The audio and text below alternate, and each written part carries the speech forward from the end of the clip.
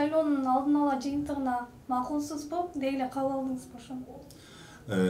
Биринчиден, бүгүнкү шайлоонун жыйынтыгы менен азыркы чыккан биринчи баштапкы жыйынтыгы менен мен таптакыр каршымын.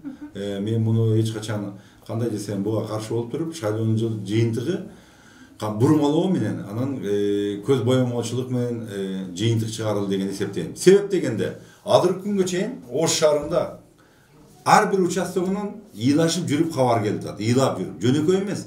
Мен айтайын, ал жерде мен башка талапкерлерге айта албайм. Өзүм жөнүндө жооп берсем, мен бардык жерде агитаторларды алганбыз. Алар өзүнүн каалоосу менен жүрөт, өздөрү менен чуркап жүрөт.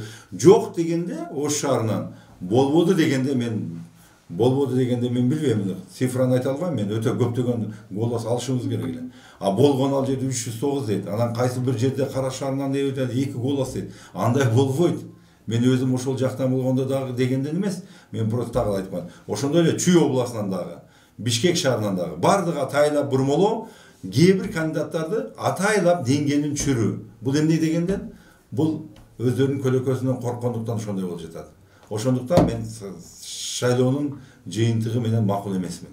Бул биринчиден. Көптөгөн мыйзам булуучулар болуп атат. Азыркы жерде мен мыйзамдуу түр менен сөзсүз үчүн, чындык үчүн мен мурунда айтып келгем. Азыр сөзсүз күрөшөбүз. Бардыгы мыйзам негизинде.